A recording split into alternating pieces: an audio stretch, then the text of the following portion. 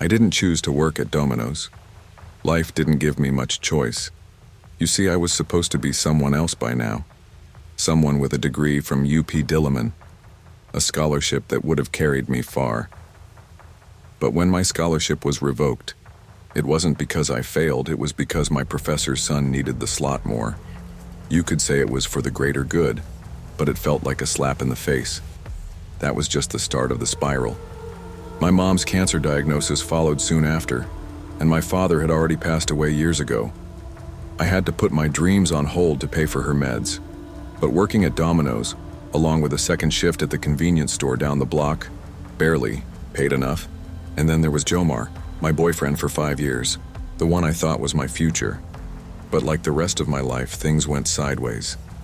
He texted me at 11:30 p.m. on a Tuesday, right after I finished the night shift. Sorry, my parents found someone better for me. Translation, a nurse with a US visa. I didn't cry at first, I couldn't afford to. Instead, I found myself sitting on the creaky Domino's break room couch, staring blankly at the ceiling, trying to figure out how to hold it all together. My phone was dying. My shirt smelled like stale pepperoni grease. And the loan sharks had just texted me a photo of their front door, splashed in red paint. I didn't have the luxury to break down. I needed to survive. And this was the only way. I knew how. It was just past 2 a.m. when I made my usual order. The same as every other night. One personal pan pizza, half Hawaiian, half cheese. Jamar's favorite. I didn't think about it when I ordered it. It was just automatic. I needed that familiarity. The comfort of something that reminded me of better days even though they were long gone. I walked up to the counter, my eyes heavy, my body exhausted. I wasn't going to complain. I couldn't.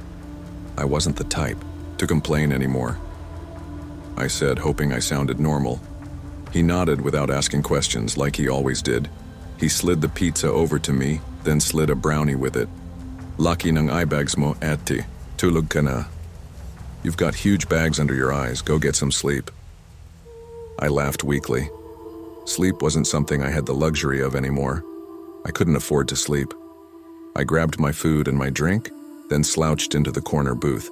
The soda was too sweet, the pizza too greasy. I took a few bites anyway. I just needed the sugar rush to get me through the next few hours. I didn't notice him at first, not until I caught the flash of movement in the corner of my eye.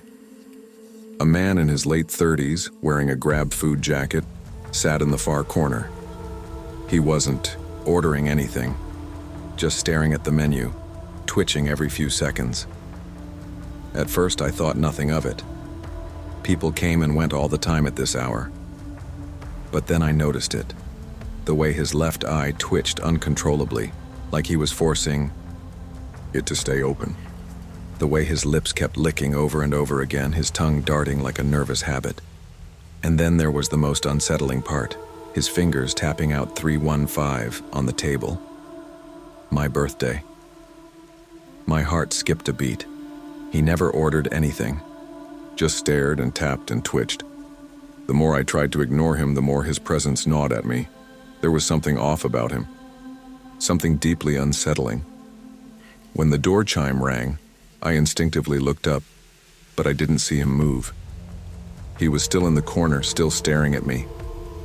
My nerves tightened, my hand instinctively reaching for my phone. The battery was at 3%, but I couldn't be bothered to care. I just needed to finish this shift, and then it happened. The man stood up abruptly, knocking his chair over in the process. My heart jumped into my throat. He wasn't just standing, he was walking toward me, quickly.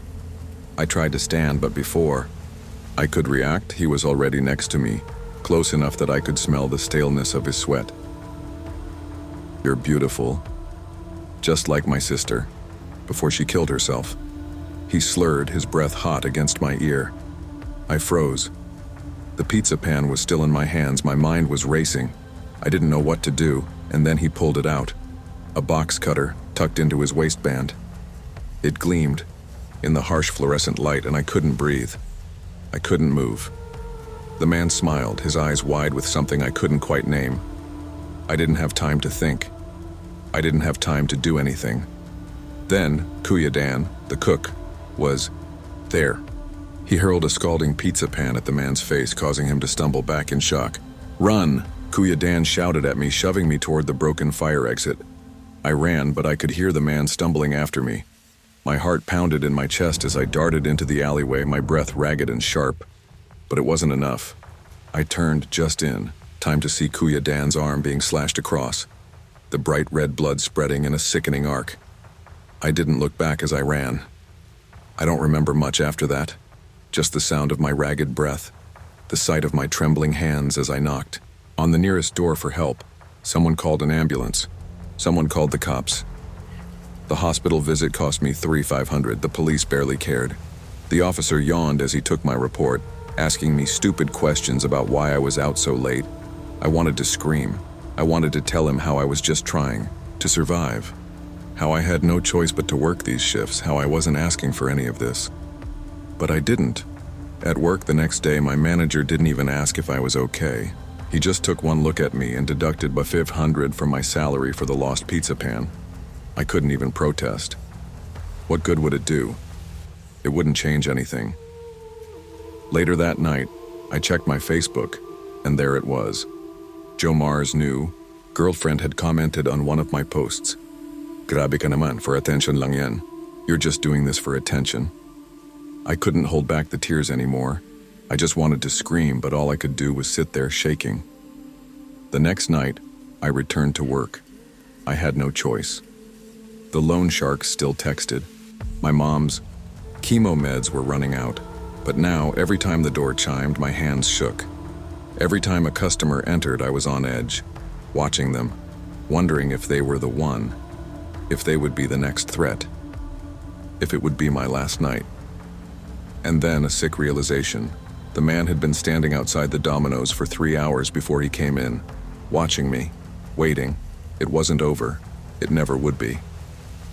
I still work nights. I still wear the same shirt that smells like pepperoni grease.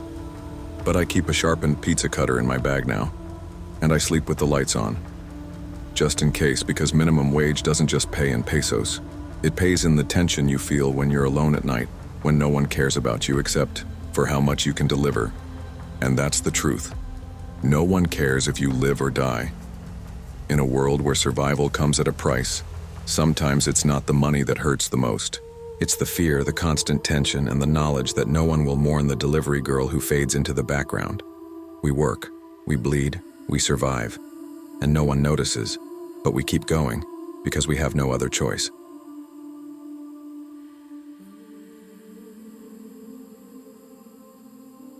I never planned to be a delivery driver. Hell, I never planned to lose everything I had either. I was once a call center agent, the kind of guy who sat in front of a computer screen for 12 hours a day, speaking to irate customers from all over the world. It was exhausting, but it paid the bills. The money was good enough to keep me and my family afloat, but after a few too many late shifts and too many missed nights of sleep, I started stuttering. At first, it was just a word here and there. Then whole sentences would get stuck in my throat.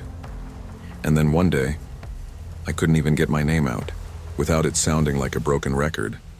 They fired me. A communication barrier, they said. The stigma of a stutter in a customer service role is one thing. Losing your income because of it is something else entirely. I was out of work for months. My father's dialysis was draining what little savings we had left. The medical bills were stacking up, and the loan sharks were calling every day, showing up at my door every week. I owed $180,000 now, and every time I told them I couldn't pay, they took something. My phone, my wallet, my motorcycle. Eventually, I ended up here, working the graveyard shift at Domino's, making deliveries when the world is asleep. The break room became my home. It wasn't much. Just a couch I pulled out of storage and the hum of the fridge to keep me company. I could hear my sister crying herself to sleep from the other room, her college tuition due tomorrow and no way to pay for it. I didn't even have enough to buy the textbooks. It was the same story every day, trying to catch up but always falling behind. Tonight was supposed to be different. But when I checked my phone, my manager had sent me a text. Last warning, next complaint, salary deduction. I didn't have a choice, no one else would work the 10 p.m. 6 a.m. shift. So I pulled on my uniform, tightened my helmet, and got ready to make another delivery. I just hoped this night wouldn't be the one that broke me. It was 2:53 a.m. when the order came in. 3 large meat lovers pizzas, 20 garlic dips, expired by 6 months, but nobody ever said anything. The delivery note was odd. I am the resurrection. Knock 3 times. At first, I thought it was a prank. People had been getting creative with their notes lately, but this one felt different. Something about it made the hairs on the back of my neck stand up. I looked at the crumpled P1 in my hand, damp with sweat and stained with a metallic smell like blood. Who orders meat like that at 3 a.m.? It didn't matter. Money was money. I slid the pizzas into the thermal bag, tied the dips in a plastic sack, and hopped onto my scooter. I'd been to some bad places before, places that reeked of desperation. But when the GPS led me toward Sitio Diablo, I hesitated. Sitio Diablo wasn't just another neighborhood. People said no one came back from there, or if they did, they never talked about what they saw. Still, I had no choice. The streets were empty, the night silent except for the sound of my scooter's engine coughing into the thick air. I passed the canal, the smell of it mixing with the staleness of the garlic crust. I couldn't see much through the thick fog, but the red glow of a solitary bulb from a boarded-up Sari store caught my eye. I killed the engine, and there he was, standing perfectly still in the doorway. A man in a filthy white robe. The man didn't move as I approached. I killed the engine, but before I could step off the scooter, he raised a rotting finger to his lips. "You will bear witness," he said, his voice like the scrape of dry leaves on concrete. My heart started racing, but I didn't have the luxury to back out. I handed him the pizzas, but before I could turn to leave, he grabbed my wrist. The skin on his hand was like leather, cold and wet. "Don't run," he whispered. "You must be part of this." I stared at him, confused, but he only smiled, a grim, wide smile. Then he opened the box of meat lovers pizzas and smeared the raw meat across his face. Blood mixed with cheese and pepperoni as he grinned at me. His eyes burned with something almost holy. Then he pulled something from under his robe. It was a homemade gun, rusted and crude, with a crude engraving. The lamb's firearm. "Judas comes with hot bread," he shouted, his voice now filled with fury. "The hour is near!" The gun fired. The first shot missed, but the second struck the thermal bag, causing the cheese to burst out like shrapnel. I ducked, adrenaline surging as I scrambled for my phone. I pressed the emergency button, but the phone rang. The man answered it. "Judas comes with hot bread. The hour is near," he repeated into the receiver. I panicked. My hands shook as I tried to process what was happening. This was no joke, he was serious. The gun was real. Without thinking, I rammed my scooter into his legs, knocking him back. I didn't wait to see if he got up. I sped off, my heart pounding in my ears, blood dripping from a gash on my arm. I crashed through the cemetery gates, my scooter screeching across the gravel. I ducked behind a tombstone, panting, listening to the man's screams as he recited scripture at the top of his lungs.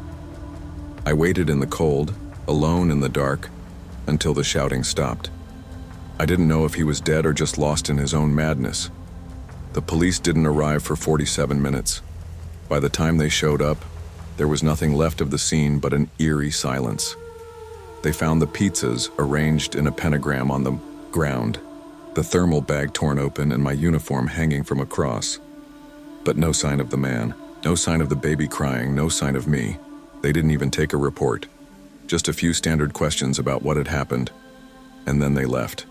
I heard them muttering about freaks and cult stuff. They never asked about the gun. Back at the store, things weren't much better.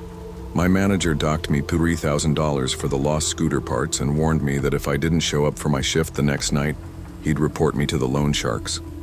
I was still bleeding when he handed me the ragged bandages. They didn't care. No one ever cares. I tried to sleep that night, but the sound of a crying baby followed me home. It didn't stop. Not when I walked through the door. Not when I lay in bed with my head covered. The next day, I opened an envelope. It was my sister's tuition notice, but instead of the usual due amount, it said, paid, scrawled in red ink. No, not ink, something darker. And then the orders came. Every night, the same. 3 meat lovers, 20 dips. For Brother Jonas. I couldn't. Stop it, I couldn't leave. I had no choice. The gig economy doesn't care about your trauma. It doesn't care if you're bleeding, if you've seen things you can't explain, or if you're losing your mind. It just wants you to keep moving, to keep delivering, to keep the wheels turning. I pressed accept again. What choice did I have? In the gig economy, no one mourns the driver who delivers the pain. You take the money, you take the orders, and you pray the tip is enough to make it through the night.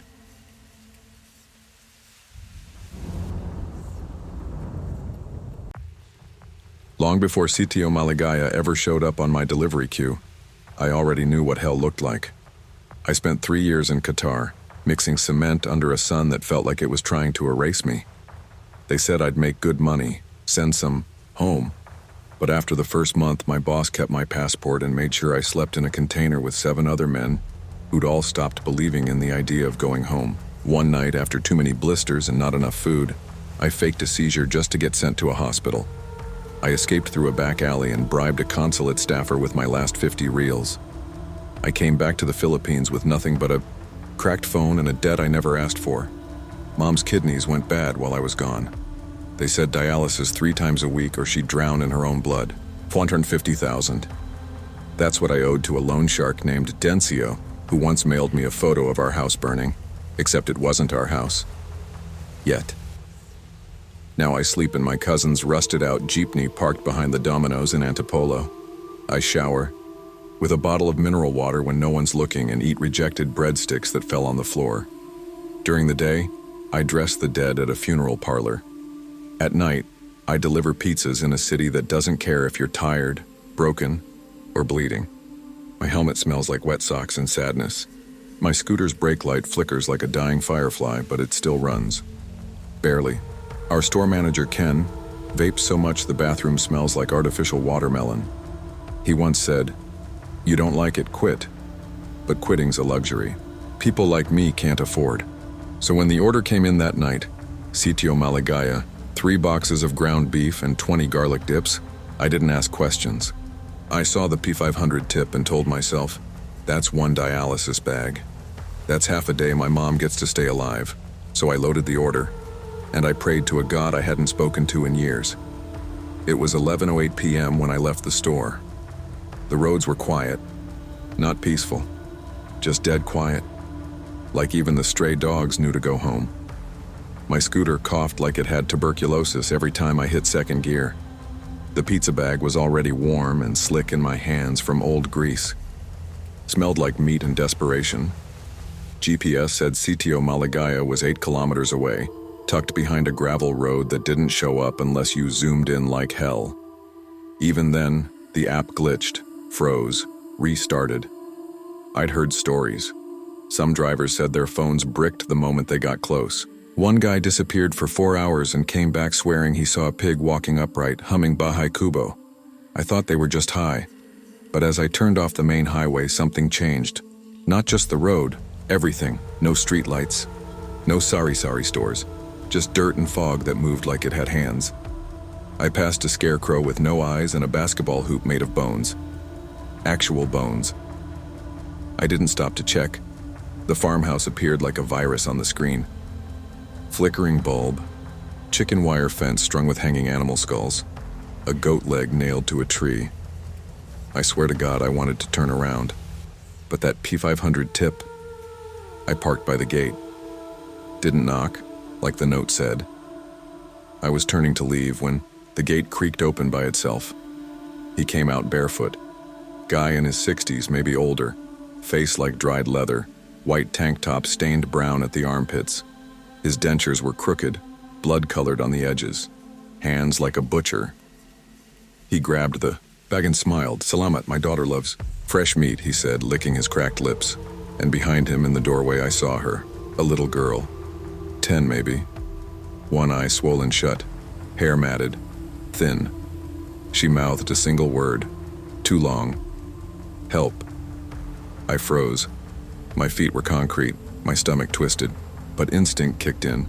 I pulled out my phone, fake call style. "Yes, sir. Going back now," I said loud. Then I rode. Hard. I didn't stop until I saw a lit McDonald's sign and threw up into an empty paper bag. By 12:17 a.m., I was at the Antipola precinct, smelling like garlic dip and fear. The officer at the desk barely looked up. When I mentioned Sitio Maligaya, something in his eyes shifted.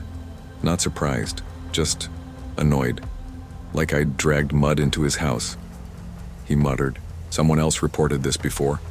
I pushed, described the bones, the man, the girl, the weird order, the blood smell on the money. One cop scribbled a fake note on a receipt. Another leaned back and said, "Maybe they were just hungry." I knew what hungry looked like. That girl wasn't hungry. She was imprisoned. Still, they told me to go home. Promised they'd check it out. Never asked for the address. Never asked for my name.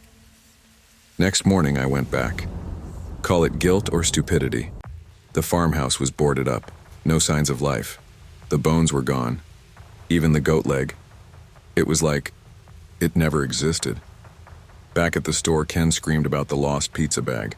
Docked my pay P800, more than the tip. I told him what happened. He laughed, then asked if the girl gave her number. Later that day, I got a text from an unknown number. "We liked your service. Order again soon." I didn't reply. I blocked the number, but the next night, a new order came in. Same items, same address. This time, the note just said, "She's still hungry." I didn't sleep that night. Every time I closed my eyes, I saw her face, the swollen eye, the cracked lips trying to mouth that word again. Too long. I thought about going back, breaking in, saving. But who the hell was I? A broke delivery guy with a rusty scooter and nothing to lose but $150,000 in debt, and a mother hooked to dialysis like a leaky faucet. I taped a butcher knife under my seat. Not because I thought it would help, just because it felt like I had to do something. Like carrying a weapon made me braver. I asked the embalmer at the funeral home what a body smells like when it's been bled out. He didn't answer, just stared at me for a long time and said, "You seen something, huh?" I didn't answer either. That night, another order. Sitio Maligaya. Paid in advance. I said yes. Not because I wanted to, but because 500 buys one dialysis bag, and one dialysis bag buys my mom another day. So I rode again.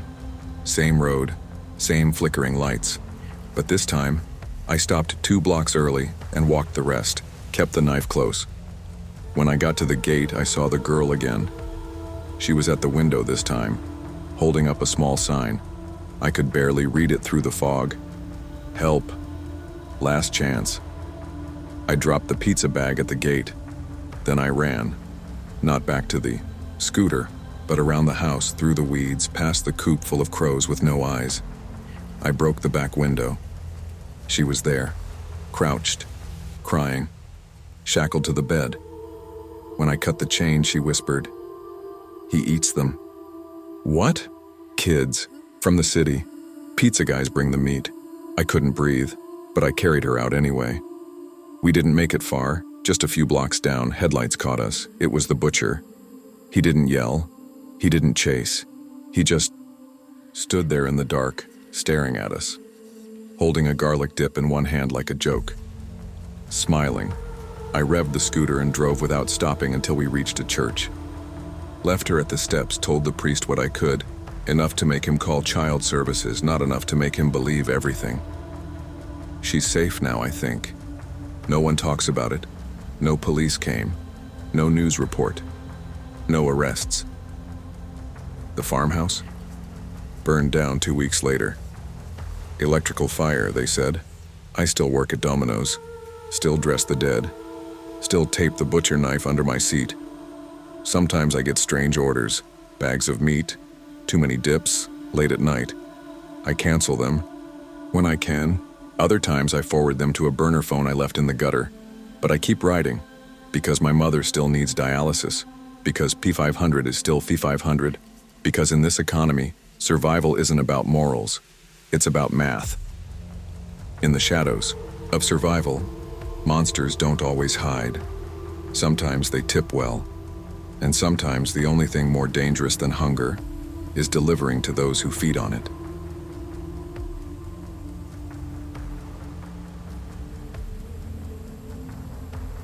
My name is Rico, but people call me Boyette, mostly out of habit. I dropped out of senior high a year ago when my father's tricycle got impounded. He worked long hours as a driver, but the city wasn't built for people like us. His tricycle was his lifeline, his way of earning, his only means of survival. When they took everything. It didn't help that I had a sister who needed constant medical care. I didn't know where else to go, and no one was there to show me the ropes.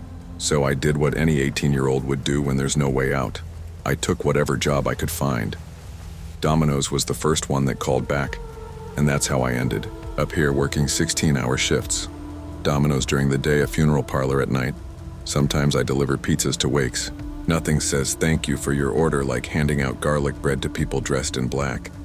I live in the storage room behind the shop now. My uncle's an alcoholic, and the last time I stayed at his place, he nearly kicked me out for not bringing him enough booze. At least here, I don't have to worry about that. The job doesn't pay much, but it's something. But life has a funny way of stacking problems on top of problems. The scooter I ride is falling apart. The brakes barely work, and sometimes I have to yank the throttle just to keep the engine from stalling. My sister's medicine costs $1,200, and it's always something else. The manager docked my pay this morning for a lost soda. Like I have time to lose a soda.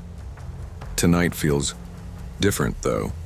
Maybe it's because my sister's fever isn't breaking, or maybe it's the way the air outside smells like stagnant water. Either way, I can't shake this feeling that something's about to happen. It's almost midnight when the order comes, and it's number 315, 2 large Meat Lovers pizzas, 10 garlic dips, expired of course, and a delivery note that reads, "Leave at the blue gate. Don't knock." No big deal. The deliveries at this hour are almost always strange. People in Barangay Masikap are used to getting deliveries that don't make sense. Late night orders, unmarked bags, strange instructions. I load up the pizzas into the thermal bag and try to steady my shaking hands. The brakes on the scooter are worse tonight. I'm just trying to keep my head down, finish the shift, and get home without getting into any trouble. The address leads me to a boarded-up sari-sari store near the back of the barangay. The neon cross on the corner flickers in the night, casting an eerie glow on everything. It's so dark here, the kind of darkness that makes you feel like the world is holding its breath. I stop in front of a blue gate. I can smell something rotting behind it, but I don't have time to think about it. The child's laughter I hear in the distance sends a shiver down my spine. It's the kind of laughter that doesn't belong to a child, the kind that echoes too long. I knock on the gate twice, but no one answers. I check the delivery note again. Don't knock. I leave the pizzas there and start to walk back to my scooter. But as soon as I turn around, the gate creaks open. A man steps out. He's wearing a tattered security guard uniform. The kind you see on people who work night shifts for too long. His eyes are bloodshot. His jaw twitches like he's been awake for days, and his fingers are stained with something dark. He reeks of gin and menthol ointment. I try to smile, but it doesn't come out right. I shift the thermal bag in my hands, feeling the sweat on the back of my neck. "Salamat sa pagkain. Kaso kulang ang sauce," he says, his voice slurred. His breath smells of alcohol, and I try to ignore it. I try to pull away, but his grip on my wrist tightens. I glance at his other hand and freeze. He's holding a rusted ice pick, the kind you'd use for a butcher job. My pulse races, and panic floods my body. Behind him, I notice something moving in the shadows. Small figures darting out of view as quickly as they appear. I squint, trying to make sense of it, and then I see it. The child's slipper near the door, covered in something that looks like dried blood. I feel my throat dry up. Something's wrong. I try to back away, but the man tightens his grip on my wrist. "Please," I mutter, but I don't think he hears me. I've seen enough to know that this is no ordinary delivery. This is bad. Real bad. I don't think. I just react. I slam the thermal bag into the man's face, hoping to buy myself a second to break free. Hot cheese burns his eyes, and I take the opportunity to yank my wrist free. The ice pick whistles past my ear as I sprint toward my scooter. My legs are already burning from the effort, but I push through it. I glance behind me. The man stumbles but doesn't fall. His feet drag across the ground, and the small figures in the shadows are starting to move closer. I don't stop. I can't. I make it to my scooter, and I fire up the engine, the sound of it roaring to life as I peel out of there. The thermal bag gets caught on the fence, ripping, but I don't care. I don't look back. I don't need to. I just need to get out of there. The next day, I report the incident to the police, but when I mention the children, they laugh it off. Mga adik lang yan, naghahanap ng pulutan, one officer says, shaking his head. They don't even ask for my name. They don't care. Domino's isn't much better. My manager docks $2,500 from my pay for the lost thermal bag and abandoned order. I try to argue, but there's no point. The system's designed to punish people like me, people who don't matter. I get home to find that my sister's medicine is now $1,500. I get a text from the loan shark with a photo of our family home. It's clear he's watching me. The next day, the news reports missing street kids near the delivery area. They're calling it a trend, but I know the truth. I left something behind. Something bad happened there. I can't shake the feeling that I was too late, but I have to keep going. I have to work. Because 500 buys me a little bit of time. It buys me a moment where I'm not drowning in debt. It buys me a small slice of freedom, and that's all I can ask for in this world. In a world that demands everything from you, there's no room for questions. You deliver what they order, no matter the cost. Because in the gig economy, survival comes in small payments, short breaths, and an ever-present fear of what might be waiting for you on the other side of the gate.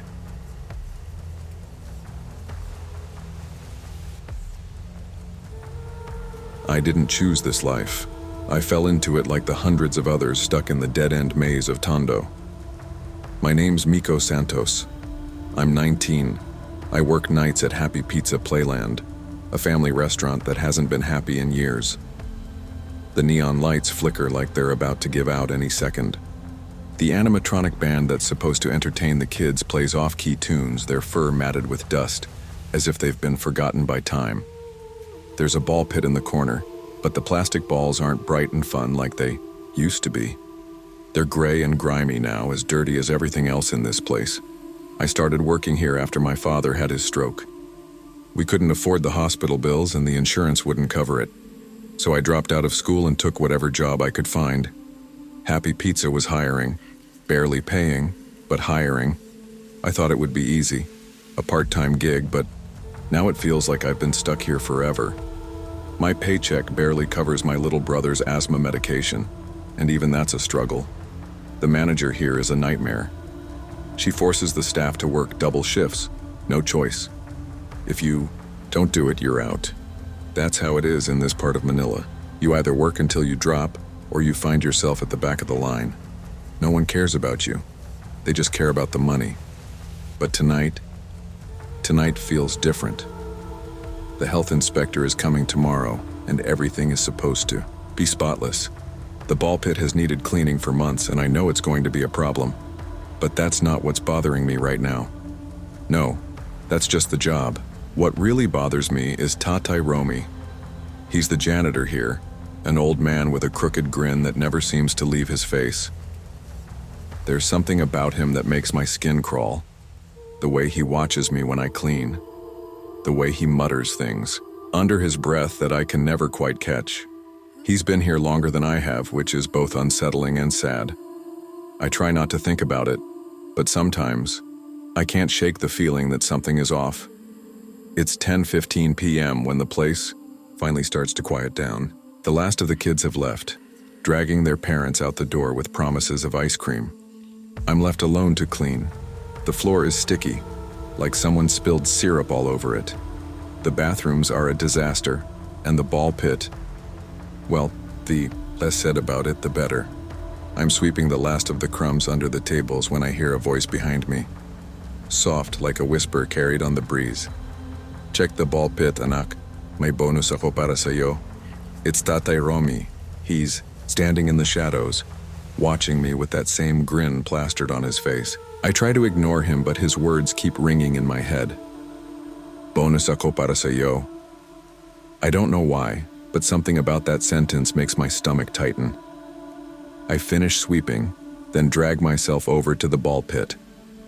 I'm not sure why. I do it. Maybe it's out of curiosity, maybe it's because I'm so damn tired.